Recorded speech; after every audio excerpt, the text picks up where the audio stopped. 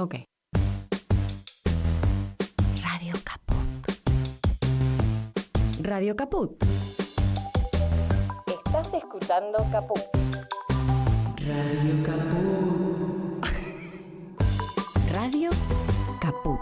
Te comunicas con nosotros al 11 65 16 44 46. Radio Caput. Radiocaput.com. Estás conectado. Estás en Caput.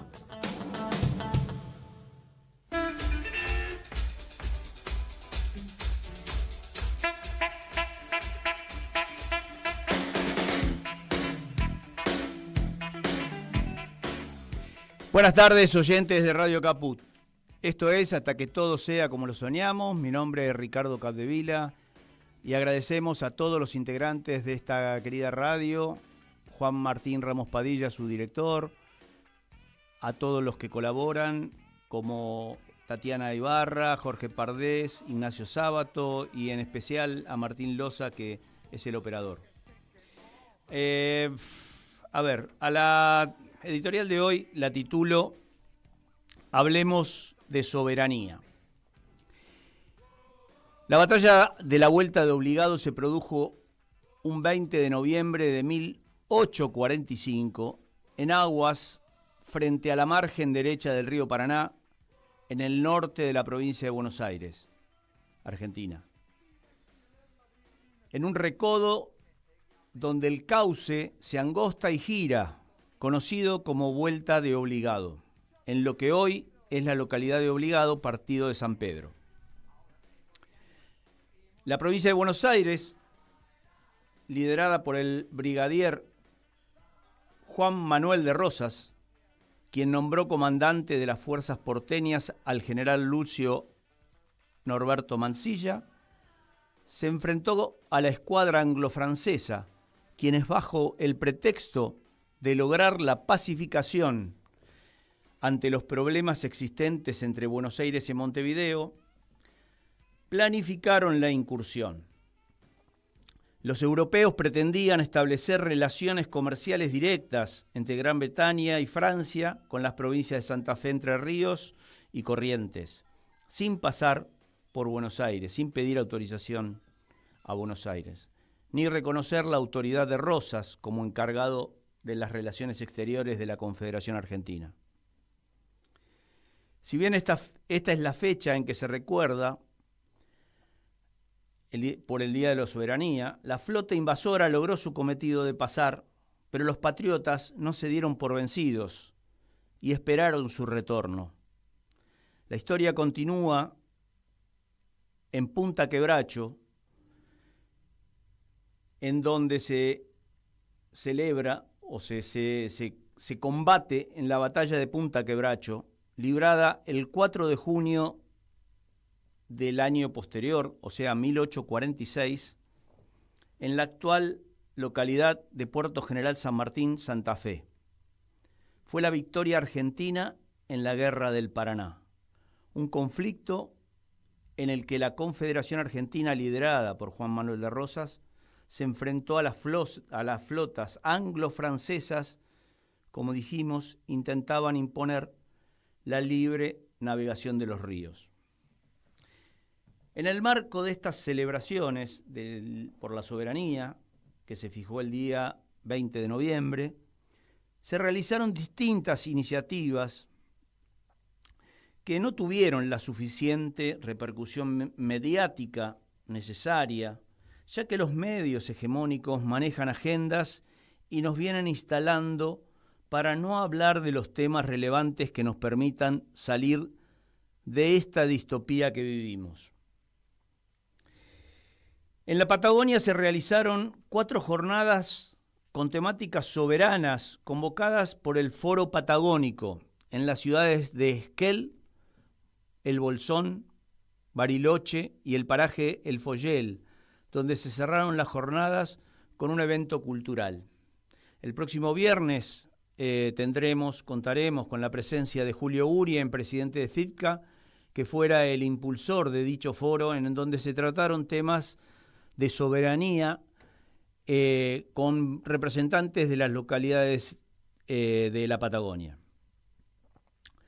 Además, como habíamos anticipado en el programa del 7 de noviembre, la red de medios digitales produjo una serie de videos que hoy veremos en este programa.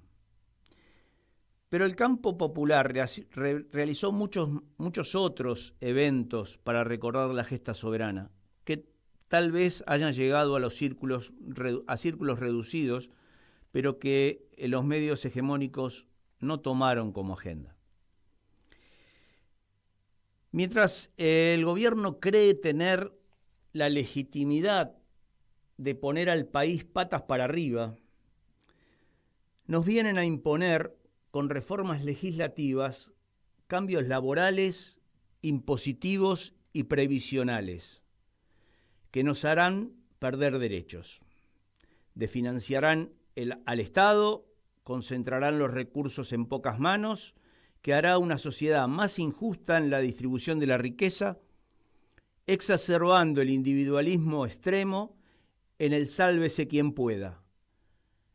En este barco, a la deriva, con la conducción de hermanos empujados por las fuerzas del cielo. Vamos a ir ahora con el video número 1 de Vale la Pena. Vamos a hacer un ejercicio mental en el que diferenciemos entre dos grupos. Un barrio donde estén los votantes y personas de izquierdas y un barrio de derecha donde estén las personas y votantes de derechas. El barrio de la izquierda gozará con los derechos que ha ganado la izquierda durante la historia y la derecha gozará de los derechos que han ganado... Perdón, pues me cuesta decirlo sin reírme. De los derechos que ha ganado la derecha a lo largo de la historia. Por ejemplo, pues el barrio de izquierda trabajará 7 horas y media, 5 días a la semana, con vacaciones, con derechos laborales. Y el barrio de la derecha pues será explotado por su jefe durante 12 horas, 6 días sin vacaciones. En el barrio de izquierda, los hijos irán a un colegio público, diverso y alegre, donde el comedor sea gratuito y universal, donde allí aprendan idiomas, arte, ciencias, derechos humanos y los profesores puedan ganar lo suficiente. Y en el barrio de la derecha, pues los hijos acudirán a un colegio privado, con uniforme caro y pensamiento barato, sin diversidad, y donde la comida sea el Telepizza y el Burger King que tanto le gusta a Ayuso. En el barrio de la izquierda, un hospital público donde saldrás vivo, sin facturas, donde el médico te sonreirá y no te cobre. Y las personas de derechas, pues en la clínica privada de Quirón, donde la consulta vale más que pagar un alquiler, y si no puedes pagar, pues saldrá un contestador automático de la señora Ayuso diciendo iba a morir igual. El futuro de la izquierda tendría energía verde, igualdad, derechos humanos, y el de la derecha, pues carbón, censura y olor a naftalina. Mire, se lo digo con cariño a Partido Popular y a Vox. Si realmente odian tanto a esta izquierda comunista, dejen de aprovecharse los derechos que se han conseguido de la izquierda. Porque si algún día este mundo se hiciera real, les aseguro que muchos de ustedes acabarían pidiendo asilo en el barrio de la izquierda. Bueno, esta es un video de España, obviamente, pero que nos cabe en absoluto, y me gustaría que los de la derecha pidan asilo en el barrio de la izquierda. Para alimentar el odio, continúan en el poder de la injusticia, porque no es poder judicial, sino el poder de la injusticia, con la teatralización de la causa Cuadernos, causa con pruebas adulteradas que resurgieron de las cenizas. Pero la dirigencia del campo popular ya naturaliza el escarnio sin reclamo. Y los mercenarios cipayos sargentos siguen adelante. Los presos políticos son solo del campo popular. Por mencionar algunos, tenemos a Cristina Fernández, Milagro Sala, Julio De Vido, que lo volvieron a encarcelar, con causas armadas, sin pruebas y jueces bajo la dominación extranjera. Será difícil revertir esta degradación institucional y moral, pero espero que más temprano que tarde la ciudadanía despierte de su letargo intoxicada con falsas noticias y una agenda funcional a los intereses del saqueo y la destrucción de nuestra patria. Vamos con el video 2 de Resistentes, de Diego Belauzarán. No hay nada mejor para un trabajador que un empresario. Esa rebeldía de Diego se había apreciado muchas veces, velando por los derechos humanos, por la justicia social, por los salarios de los jubilados.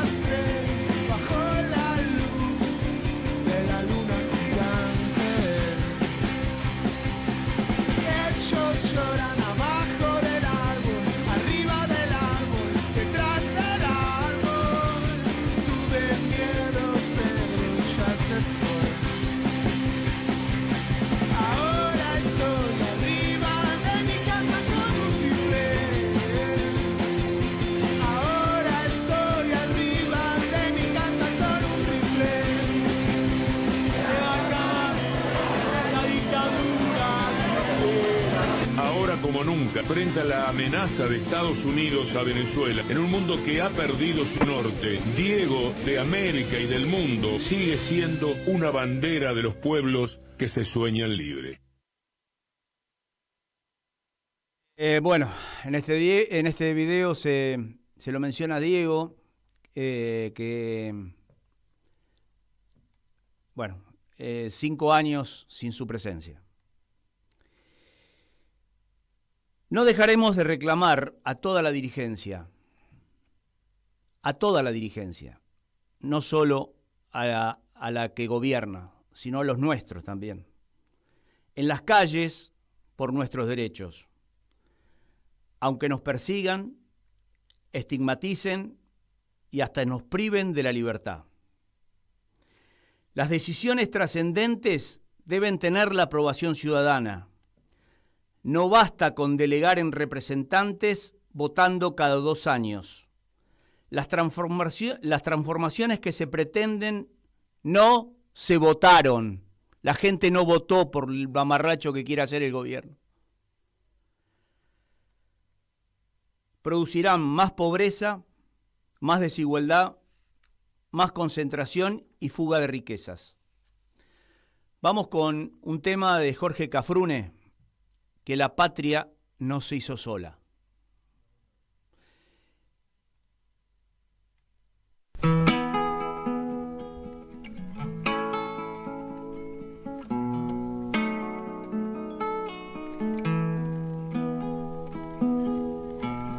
A ver usted, compañero, saque, lanza y tercerola. Vamos a ganar la patria. La patria no se hizo sola. Se fue haciendo de a poquito, o a galope y a ponchazo. Soy un veterano de eso. Disculpe, no me haga caso. La patria no se hizo sola, la soñaron unos cuantos y la ganaron después unos hombres de a caballo. Se despertó como libre un 25 de mayo y luego en el Tucumán sin dueño nos declararon. La patria nos hizo sola, si quiere le voy contando.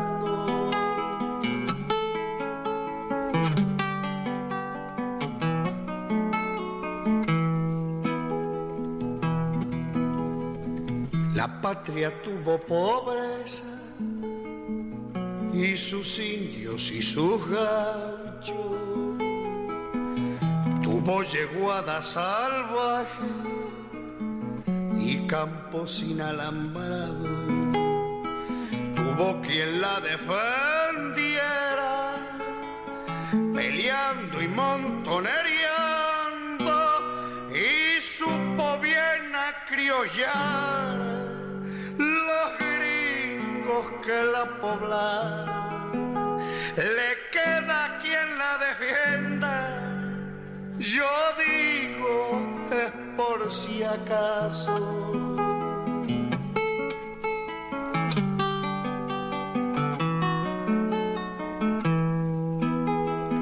La patria no tiene precio, no se compra ni se vende, se lleva en el corazón como prenda para siempre.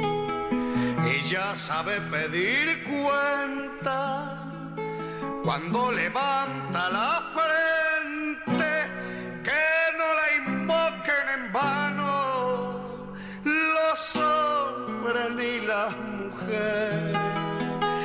La patria no se halla sola, aprenda si le conviene.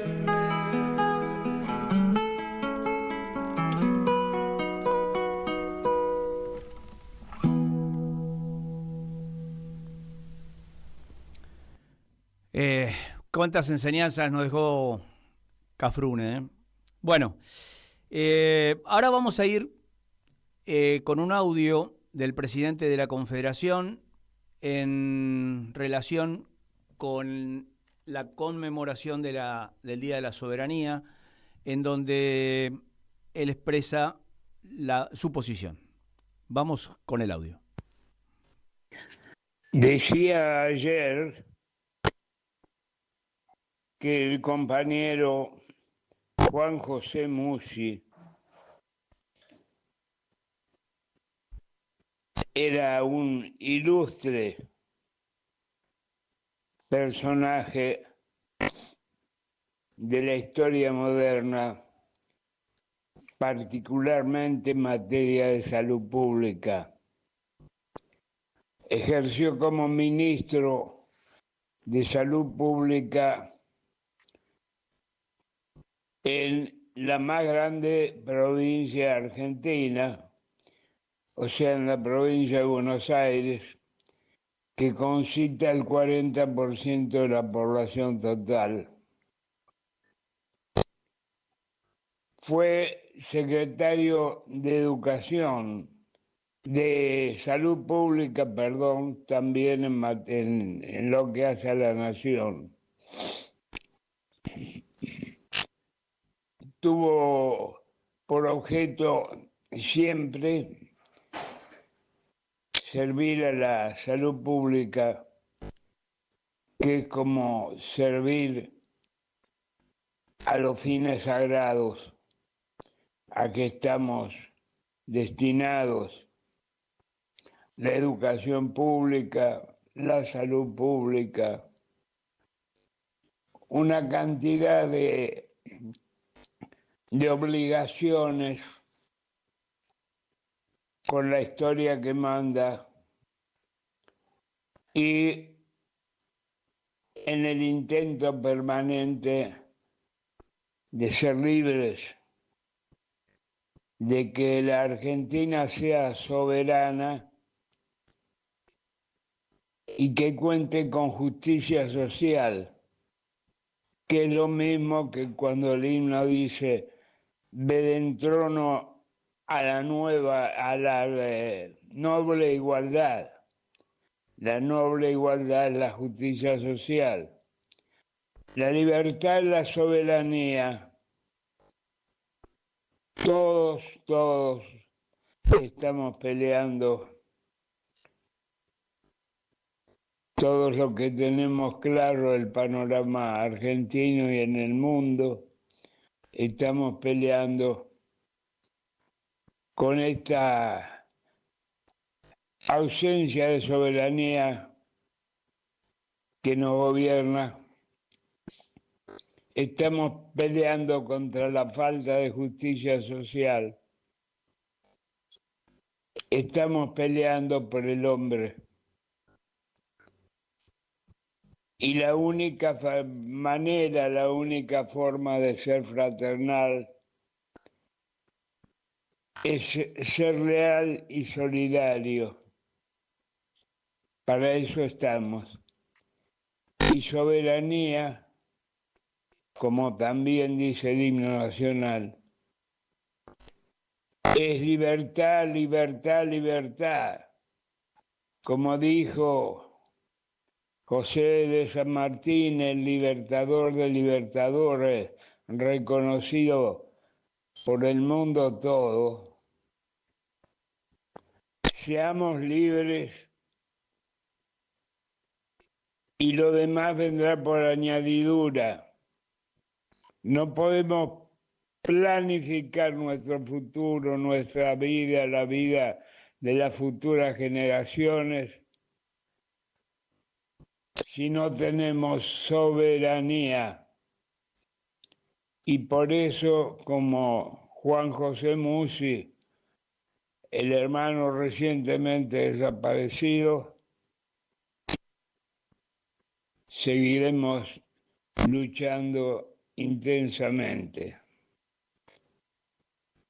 Vaya nuestro recuerdo, reitero, para Juan José Musi, y vaya también nuestra imposición como la imposición de la humanidad toda. Cristina libre, pero también porque la dignidad argentina exige continuar la lucha en camino a la libertad cierta y a romper las cadenas. También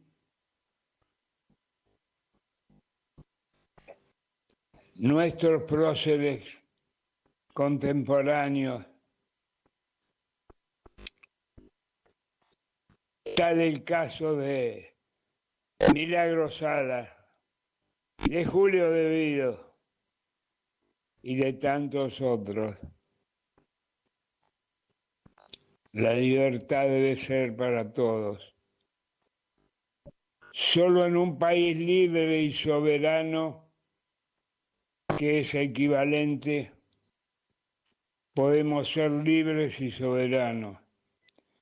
Si gobierna una dictadura, si gobierna la extranjería, nacida acá en la Argentina, si gobierna el eje del mal que conforman Estados Unidos, Inglaterra y el Estado de Israel, evidentemente no hay libertad y no hay soberanía. Y tenemos, reitero, antes que nada, que ser libres, que ser soberanos, que ser independientes. Y esa sagrada igualdad quiere decir que debemos vivir con justicia social. El hombre no debe ser lobo del hombre.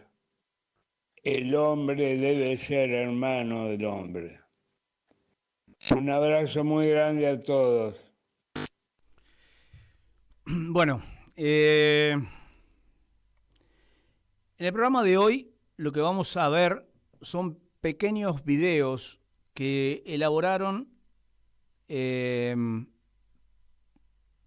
distintos medios que se reúnen dentro de la red de medios digitales.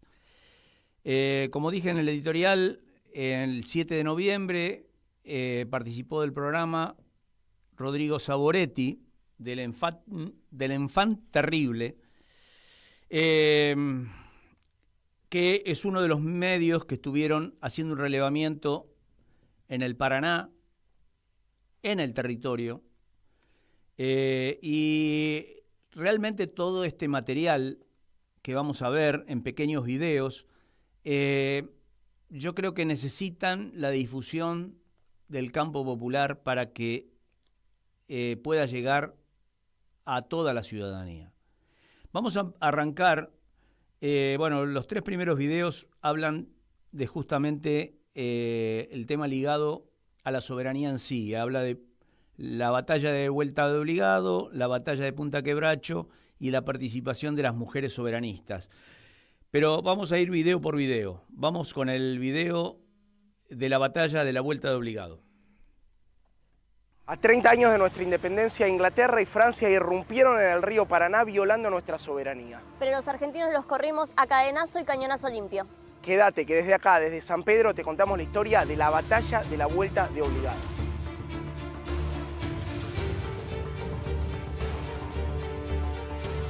En 1845 la Confederación Argentina era un acuerdo entre provincias autónomas que delegaba en Juan Manuel de Rosas la representación ante naciones extranjeras. Rosas apoyaba a uno de los bandos en la disputa en el Uruguay e Inglaterra y Francia a su adversario. Esto derivó en que las potencias extranjeras intentaran navegar por el río Paraná desconociendo nuestra soberanía. El 8 de noviembre, una flota anglo-francesa ingresó al territorio con barcos mercantes y de guerra. La respuesta argentina se organizará a contrarreloj. Lucio Mansilla queda a cargo del operativo y convoca a milicianos de San Nicolás, San Pedro, Areco y Varadero. Juntará a 2.500 hombres con pocas municiones, pero con la valentía de enfrentar a las dos potencias militares más grandes del mundo. Mansilla define su estrategia militar valiéndose del conocimiento del territorio. Las tropas confederadas se apostan aquí, en Vuelta de Obligado, donde el río Paraná se angosta y describe una curva. Mansilla obliga a poner 24 barcos desmantelados y 3 cadenas que atraviesen el río para frenar la invasión de las tropas extranjeras.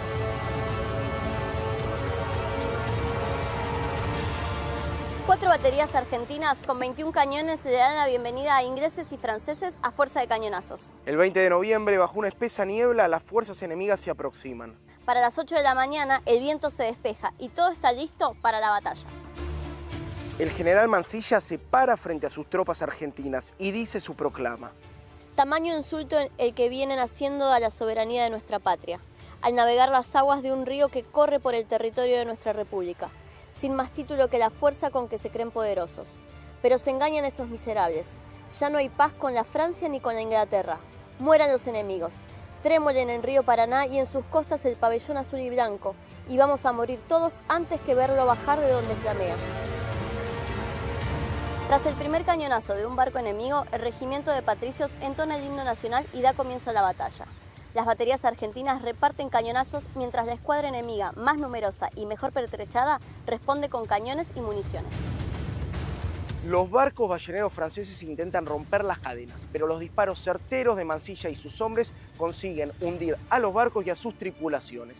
Para el mediodía, el bergantín argentino republicano se queda sin municiones y Mansilla obliga a abandonarlo y a hundirlo, para que no cayese en manos de las tropas enemigas. Para las 2 de la tarde, cerca de Playa de Pescadores, el enemigo intenta desembarcar, pero la infantería argentina lo repele. Los piratas ingleses vuelven a correr con las fuerzas patrias como en las invasiones de 1806. Finalmente, y tras varios intentos, la flota naval enemiga logra cortar las cadenas y avanza por el Paraná. El propio Mansilla sale a enfrentar el desembarco a fuerza de bayoneta, pero recibe un trozo de metralla en el tórax, pierde el conocimiento y es retirado del campo de batalla. La derrota de las fuerzas nacionales deja a más de 250 argentinos muertos, entre ellos decenas de mujeres que asistieron a los soldados y cayeron en combate. Será una victoria pírrica para las potencias extranjeras. El precio de desconocer la soberanía argentina transformará la incursión en derrota. La victoria argentina terminará de consumarse con el reconocimiento por parte de ingleses y franceses en distintos tratados internacionales de nuestra soberanía sobre nuestras vías navegables. El sacrificio de la Vuelta de Obligado no será en vano. La soberanía del río Paraná es argentina.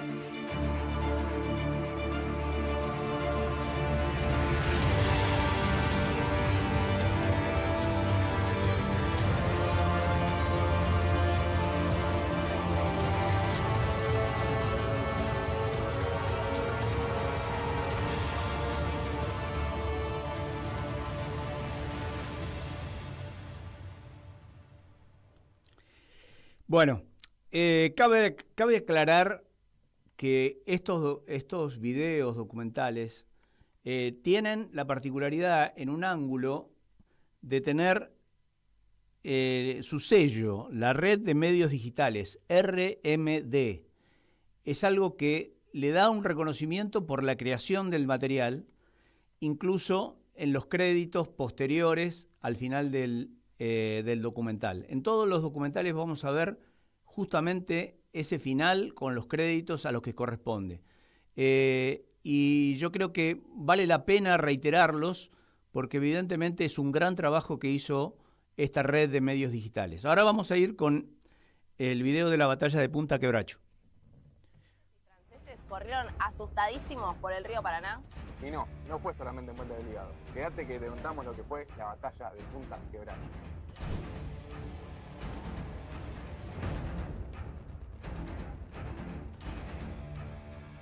A mediados del siglo XIX, Inglaterra y Francia comenzaban su fase imperialista y expandían sus imperios coloniales en lo que será el reparto del mundo por las potencias capitalistas. Para 1850 los ingleses ocupaban gran parte de la India, vencían a China en la Primera Guerra del Opio y anexaban Colonia del Cabo en África. Los franceses avanzaban sobre Argelia y ponían los ojos en Indochina, pero ambos imperios no solo tendían sus garras sobre África y Asia, también estaban interesados en las riquezas de la Sudamérica recién independizada y se unirán para desafiar la soberanía argentina. En 1845 las fuerzas aliadas anglo-francesas navegan sin autorización por el río.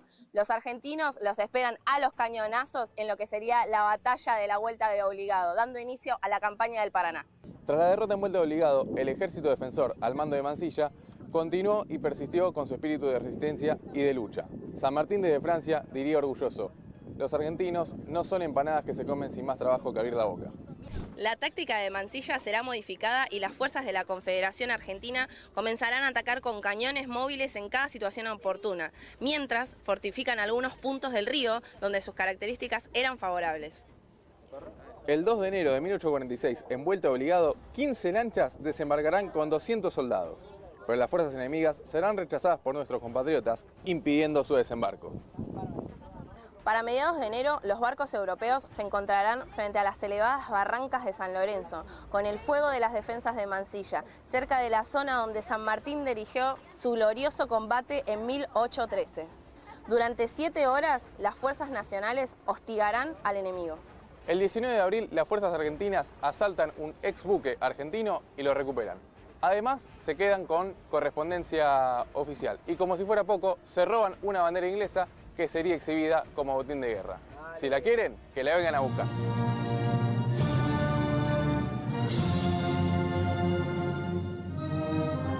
La batalla final estaba a punto de suceder. Las fuerzas de Mansilla instalaron 17 camiones en la batalla de Punta Quebracho. El 4 de junio, 5 barcos de guerra avanzan sobre los mercantes enemigos. Las fuerzas de Mansilla para las 3 de la tarde cesan el fuego, no por falta de municiones, sino porque ya no quedaban más enemigos. Más de 32 ingleses han caído muertos y las fuerzas anglo-francesas corren asustadas por el río Paraná. Los barcos encallados son abordados, los cueros recuperados y los navíos que quedaron son prendidos fuego por las fuerzas argentinas. En un informe escrito después de la batalla, Mansilla afirma: nuestra victoria no ha podido ser mayor. El Paraná quedará por mucho tiempo libre de las incursiones de estos bárbaros alevosos. La invasión anglo-francesa termina en un sonoro fracaso. Ambos países, en diferentes tratados hechos en 1850, reconocen la soberanía argentina. Las fuerzas imperialistas han sido derrotadas.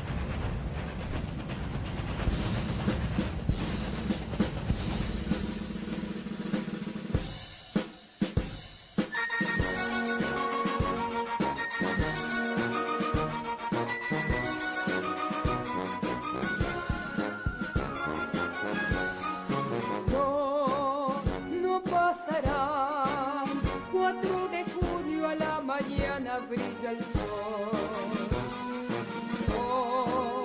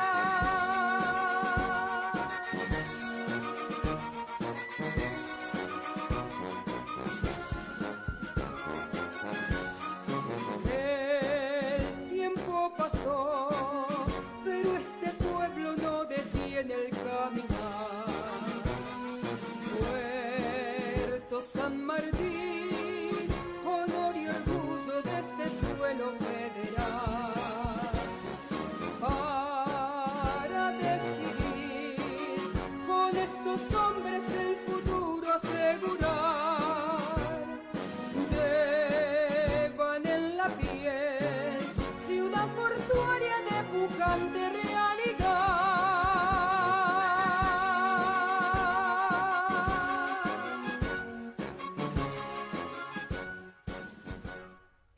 Bueno, el próximo video documental habla de las mujeres soberanistas. Vamos con el próximo video. Frente de batalla de la Guerra del Paraná, ocultándose de los cañonazos y resistiendo en las barracas, también hubo mujeres. Aunque la historia oficial no las menciona, la memoria popular y algunas crónicas mencionan el rol preponderante que tuvieron las mujeres en la lucha contra las tropas anglo-francesas, tanto en lo militar como en lo civil.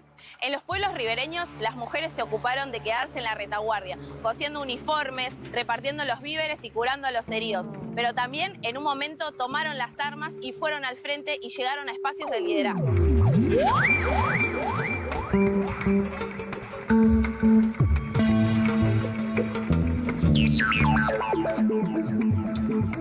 El coronel Francisco Crespo, que peleó en la Vuelta de Obligado, escribió a Rosas al día siguiente: han muerto con heroicidad varias mujeres que se mantuvieron en sangriento combate, socorriendo a los heridos y ayudando a los combatientes en la defensa del honor argentino.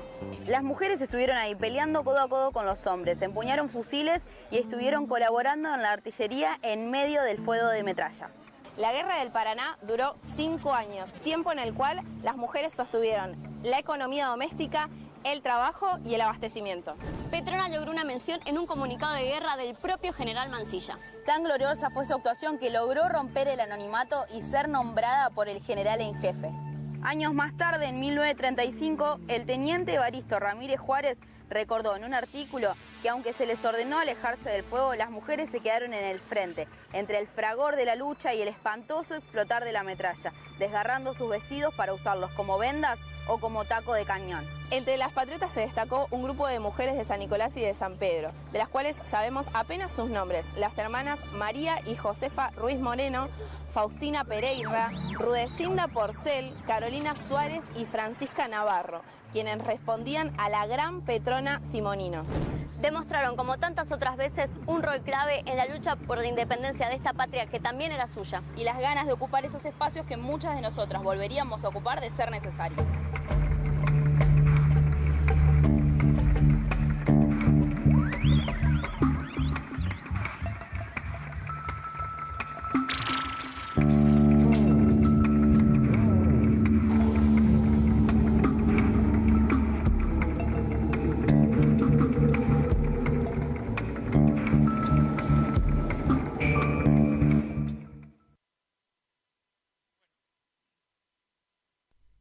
Bueno, realmente cada documental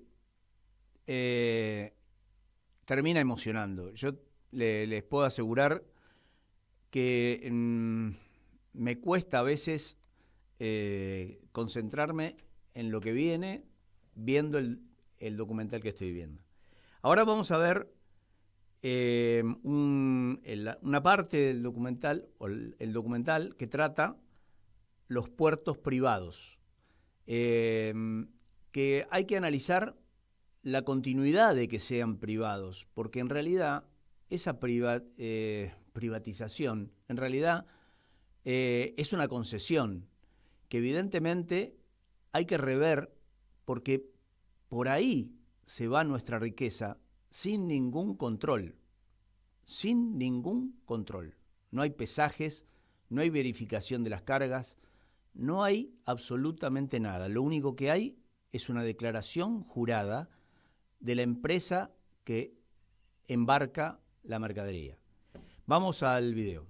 2 buques salen del puerto privado de la empresa Vicentín en Rosario. Declaran que cargan maní, pero llevan casi 1,5 toneladas de merca en ambas bodegas. Es tan solo uno de los tantos hechos cinematográficos que suceden acá, a la vera del río Paraná. De hecho, la Junta de Fiscalización de Estupefacientes de la ONU ha alertado recientemente sobre el uso de la mal llamada hidrovía como una de las rutas principales para la droga producida en Perú y Bolivia.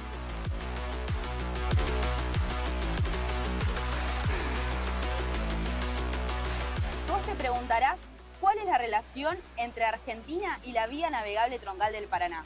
Bueno, el primer cargamento de cocaína salió de acá, del puerto de Rosario, en abril de 1978, supervisado por el mismísimo almirante Macera. En aquellos años, la dictadura cívico-militar inauguró un negocio paraestatal, multinacional e ilegal que sigue vigente hasta el día de hoy. En palabras del periodista Carlos Del Frade, es el origen del narcotráfico como lo conocemos. Un negocio bancado por Estados Unidos bajo el Plan Cóndor.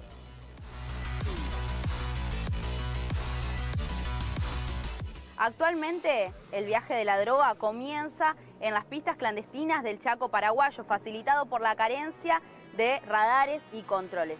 Desde allí, la ruta es clara, va hacia el sur.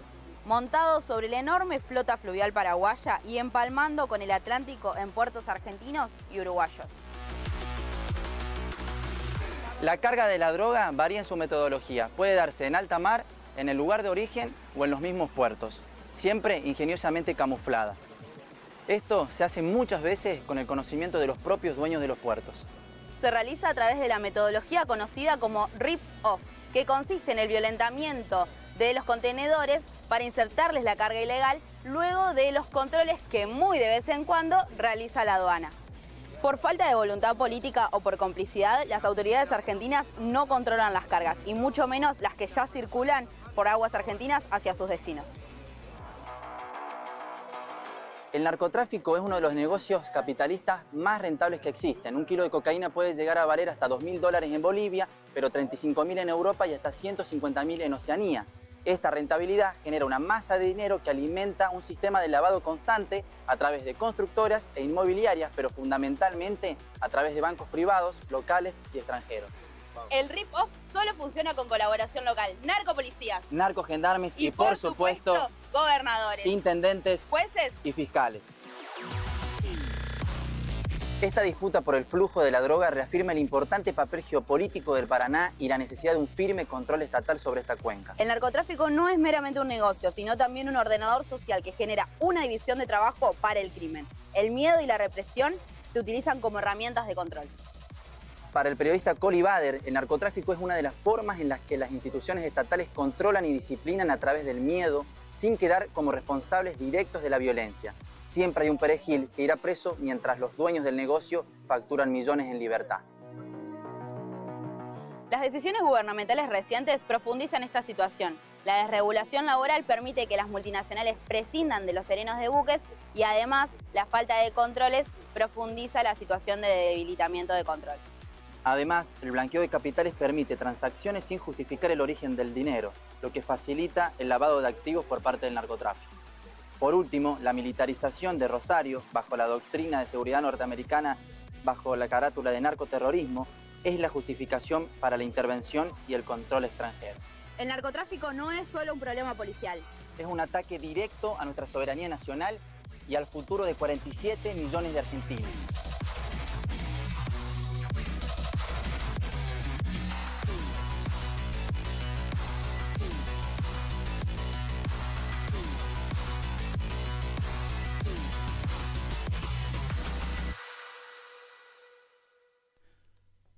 Bueno,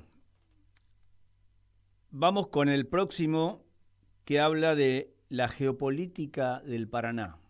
Realmente son en sí mismos cada documental una apertura de temas, una apertura de reflexiones y espero que los interpele de la misma manera que me interpelan a mí. Vamos con Geopolítica del Paraná. En el corazón de América del Sur nace y fluye a lo largo de 3.442 kilómetros una de las arterias más importantes del comercio global, el río Paraná.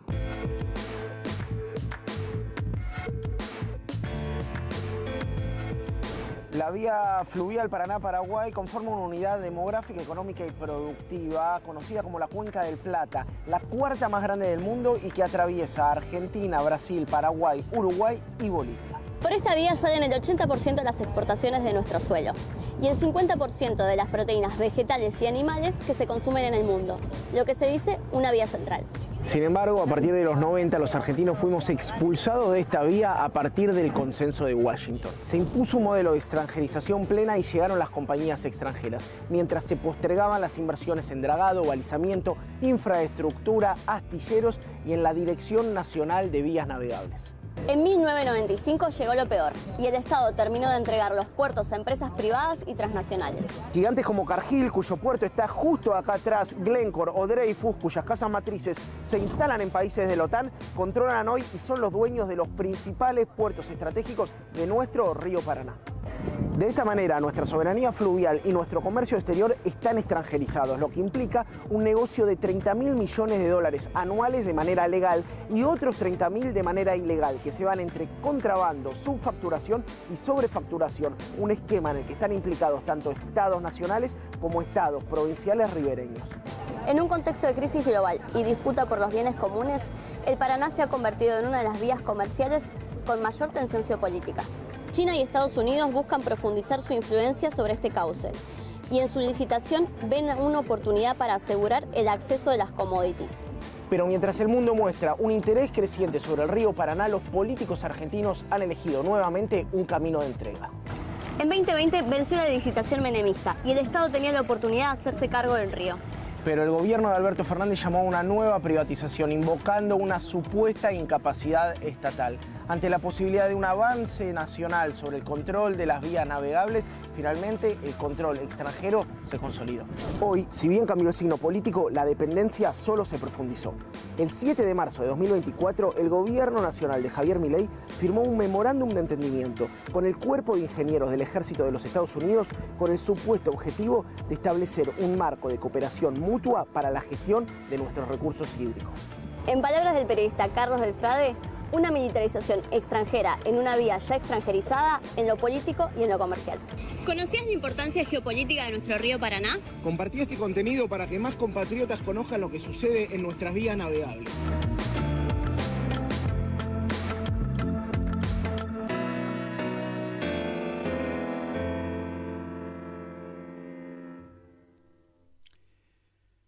Bueno, ahí hacía referencia a la renegociación que en el gobierno de Alberto Fernández se hizo y se refiere al decreto 949 también, que fue decretado el mismo día del fallecimiento de Diego Armando Maradona, al que ya hicimos referencia anteriormente. Ahora vamos a ir a un video documental del canal Magdalena, que es la pieza de soberanía que está en manos de la nación, pero que está en jurisdicción de la provincia de Buenos Aires, y que habiendo cubierto todos los pasos para el desarrollo de esa obra, el gobierno nacional deja de financiarla y tenemos que incentivar esa medida para tener soberanía de flujo fluvial en el río Paraná y de la Plata, porque dependemos, como va a decir el documental que que va a ir a continuación, dependemos del puerto de Montevideo para que un barco que viene del puerto de Rosario vaya al puerto de Bahía Blanca. Aunque ustedes no lo puedan entender, no puede ir directamente del puerto de Rosario al puerto de Bahía Blanca. Bueno, vamos con el documental. Argentino quiere ir desde este puerto en Rosario a otro puerto argentino como de Bahía Blanca o uno en la Patagonia, tiene que primero pedirle permiso a Uruguay, pagar, esperar y recién ahí volver a ingresar en aguas argentinas. Esta vía termina en Punta Indio, Uruguay, donde comienza el verdadero drama geopolítico argentino.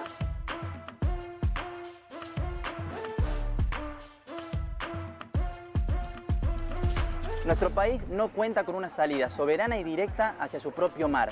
Sí, así como escuchaste, la Argentina bicontinental no tiene conectadas sus vías fluviales con sus vías marítimas. Todo lo que entra y sale por nuestros ríos debe pasar por Punta Indio, un canal angosto de una sola vía, mal orientado a las corrientes y extremadamente propenso a la sedimentación y las demoras. De hecho, el 65% de toda la espera de los barcos en la vía navegable troncal ocurre justo en este cuello de botella. Frente a este tapón logístico y deliberado, existe una solución concreta y soberana, el Canal Magdalena. La obra de infraestructura geopolítica más importante de Argentina es una vía al sur, mucho más cercana a nuestra costa. Se proyecta con un ancho de 150 metros y una profundidad inicial de 36 pies. La ventaja es abrumadora.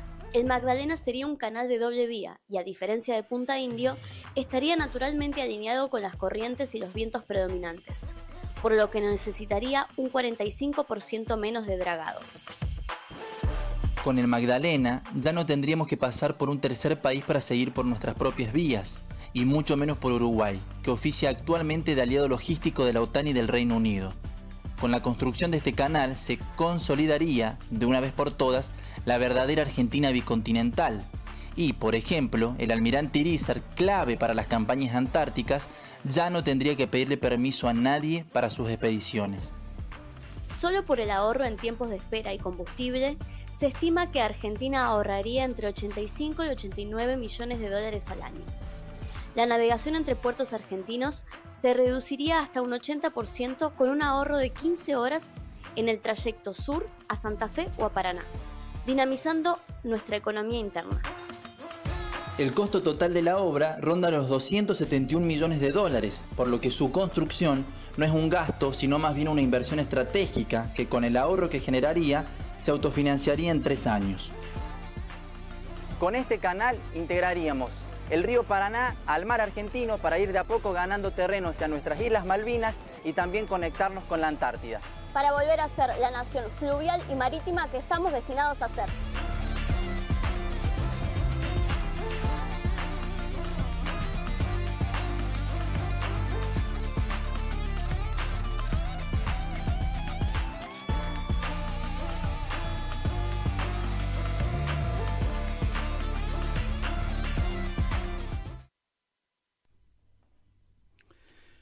Bueno, nos queda tiempo para un video documental más. Hay más material que vamos a seguir difundiendo.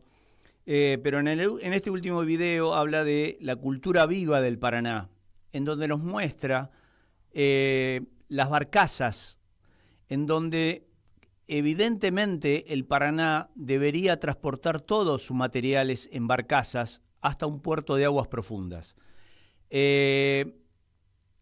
Necesitamos que esa cultura viva que habla el próximo documental nos gobierne en el río Paraná para tener un equilibrio ecológico. Vamos al video y nos veremos el próximo viernes a las 15 horas. El jangadero era uno de los oficios del río Paraná. Este era un oficio muy duro y peligroso porque los jangaderos se aventuraban en el río Paraná sorteando en sus balsas bancos de agua y remolinos.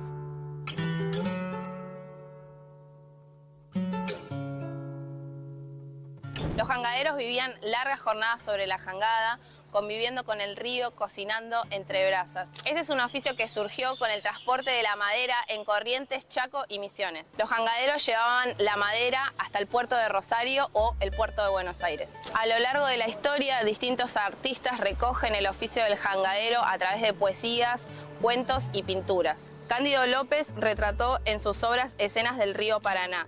En sus notas escribió: los jangaderos avanzaban como islas flotantes, llevando no solo maderas, sino historias del monte y del hombre. Horacio Quiroga recitaba: mi jangada es mi casa y mi camino. Cuando el río baja, me lleva, y cuando crece, me devuelve. En el Paraná, uno aprende a escuchar el silencio del agua. El oficio del jangadero representaba la fuerza, el coraje y la vida dura del hombre de río.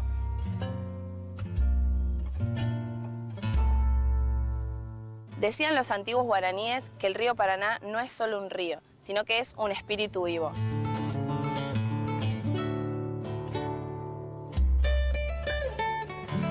Los pueblos guaraníes eran el pueblo más extenso de nuestro continente suramericano. Paraná es una palabra guaraní que significa el río que parece mar. Para ellos el agua es Isiri, agua que fluye, dentro del cual se encuentra un murmullo que ellos se dedicaban a oír para encontrar el conocimiento y poder navegar estas aguas.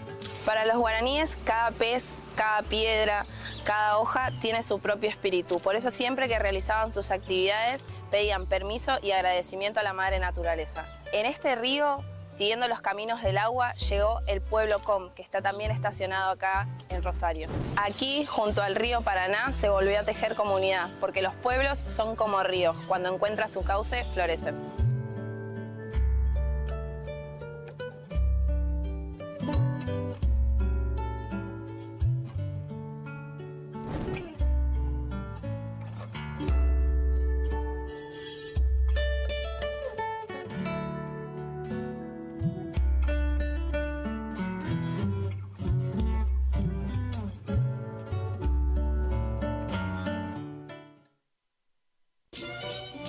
En Caput había un viejo. Pasan cosas.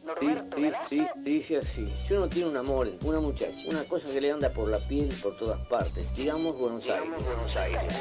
Digamos un octubre, un poema, y pasa algo. Ocurre que viene el mal, la peste, una desgracia. Los cretinos mascadores de chicle, oleadores de todo lo que crece. Un yanqui hijo de puta. Los cretinos mascadores de chicle. Para ser más precisos, a matarlas. Un yanqui hijo de puta. Entonces ya no se puede hablar así nomás.